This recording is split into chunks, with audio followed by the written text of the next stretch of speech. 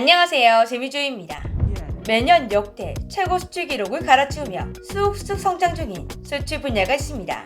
바로 케이크 과자. 달콤한 한국 과자들이 세계인들의 입맛을 사로잡고 있다고 하는데요. 늘어나고 있는 수출 규모만 봐도 한국 과자 그 인기가 예사롭지 않다는 것을 알 수 있지만 더 와닿는 증거들이 있습니다. 해외 셀럽들의 인증샷. 유명 배우 주드로의 딸이자 모델인 아이리스. 그녀의 인스타에 올라온 홀까배기와 짱구. 한국어 트윗으로 한국인을 웃기는 외국인 배우 토마스 맥도웰 SNS에 등장한 버터와플. 중국 내한 중 한국 빈치에 인증샷을 올린 진정한 케이크 과자 팬 헐크 마이크 러팔로. 이렇게 유명인들의 일상에도 한국 과자가 아주 깊숙이 침투했었는데요.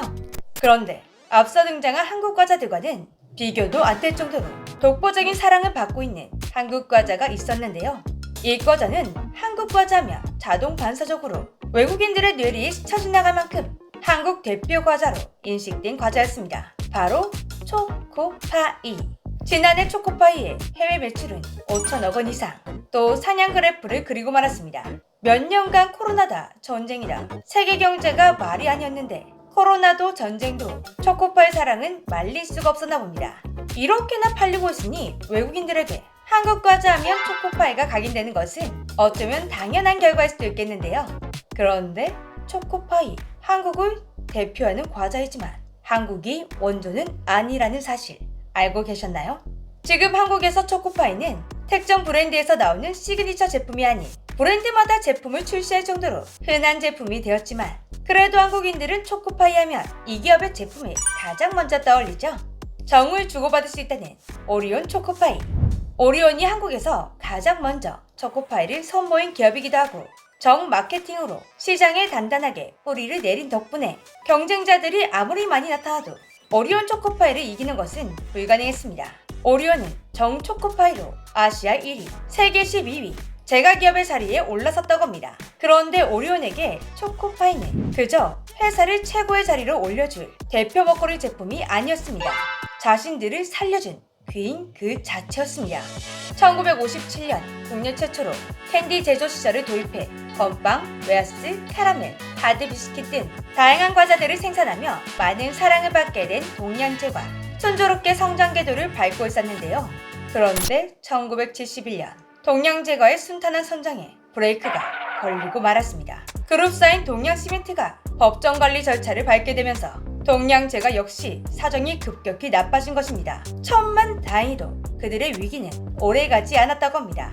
당시 식품공업협회 주관으로 다른 나라를 순회하고 있던 동양제과의 연구진들이 우연히 미국의 한 카페에 들어가 음료와 함께 나온 과자를 한입 베어무는 순간 그들에게는 회사가 위기에서 벗어날 탈출구가 보이기 시작했다고 합니다. 음료와 함께 나온 초콜릿 과자는 그동안 연구원들이 듣도 보도 못한 이상한 과자였습니다. 두 개의 크래커 사이에 폭신한 마시멜로를 끼우고 겉을 초콜릿으로 코팅한 과자. 파이는 바삭바삭해야 한다. 이런 고정관념을 가지고 있던 연구원들의 눈에는 당연히 이상해 보일 수밖에 없었는데요. 하지만 이 과자가 입안으로 들어온 순간 연구원들의 딱딱한 고정관념은 허무하게 무너져 내렸습니다. 촉촉한 파이라는 신세계를 맞이하게 된 것이죠.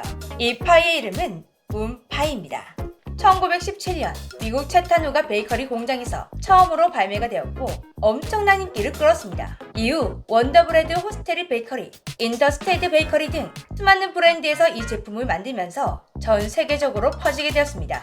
문파이의 영감을 받은 연구진들은 한국에 돌아온 즉시 연구에 돌입했습니다. 동양제과 연구진들이 2년간 연구 끝에 탄생시킨 제품이 지금 우리가 익히 알고 있는 국민 과자 초코파이입니다. 1974년 4월 출시된 초코파이는 위기의 동양제과를 단숨에 구해냈습니다. 첫 해 무려 10억 원의 매출을 올렸으며 2003년에는 제과업계 단일 제품 사상 최초로 누적 매출 1조 원을 달성했습니다. 동양제과가 이렇게 쭉쭉 승승장구하나 했는데 기쁨에 너무 취한 나머지 동양제과는 정말 치명적인 실수를 저지르고 말았습니다. 초코파이를 상품 등록하지 않아 모방 제품들이 여기저기서 등장하기 시작했습니다. 오리온 초코파이 입지는 크게 흔들리게 되었고 한국에서는 초코파이가 하나의 고유명사가 되었습니다. 어디 제품을 구매해도 땡땡 초코파이, XS 초코파이. 출시한 회사 이름만 다를 뿐 전부 초코파이였기 때문이죠.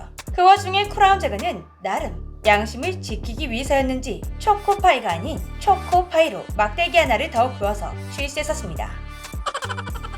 눈앞에 닥친 위기를 무사히 넘기나 싶었는데 정말 과하게 삽질을 해버린 오리온의 1989년에는 시장 철수가 거론될 정도로 상황은 심각해지고 있었습니다. 그런데 오리온은 위기에 강한 기업이었는지 곧 묘수 하나를 떠올렸습니다. 바로 감성 마케팅. 초코파이 하면 자동 반사적으로 떠오르는 게 있죠. 정. 오리온의 정 시리즈 광고, 선생님, 삼촌, 변비연 등 정을 이용한 감성 마케팅이 기적을 만들어냈습니다.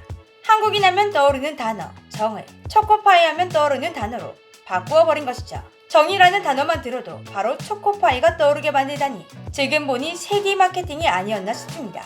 그런데 오리온의 정 마케팅은 한국에서만 성공한 것이 아니었습니다. 오리온은 해외에서는 무조건 정이 아니라 그 나라에서 중요하게 생각하는 사상을 철저히 조사해 마케팅에 도입했습니다. 중국에서는 인, 일본에서는 미, 베트남에서는 딘. 이 단어들의 힘 덕분인지 아니면 그냥 맛있어서인지 오리온 초코파이는 정말 초대박을 치게 되었습니다. 전 세계적으로 히트를 치면서 이제는 한국을 대표하는 과자가 되었습니다.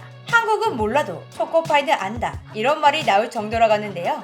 드디어 2019년에는 초코파이 탄생에 일조한 원조 몬파이가 버티고 있던 미국 대형마트 시장에도 진출하게 되었습니다. 2021년 오리온에서는 초코파이만 팔아서 연매출 5,029억을 기록했습니다. 그중 국내 매출은 810억, 매출의 대부분은 해외였습니다. 촉촉한 파이의 원조인 몬파이의 매출은 2천만 달러, 국내 매출만 보더라도 초코파이가 원조를 뛰어넘어 버렸습니다. 지난해 판매된 초코파이는 무려 34억 개. 이걸 일렬로 세우면 지구를 5바퀴 돌고도 남는 양이라고 합니다. 이만큼 많이 팔았다니 정말 대단하지 않나요? 전 세계적으로 초코파이를 활용하는 방법도 다양했습니다. 중국에서는 초코파이를 하객 답례품으로, 베트남에서는 명절 제사상 음식으로, 개성공단에서는 화폐 효과도 해냈습니다. 러시아에서는 국민과자로 자리 잡았죠.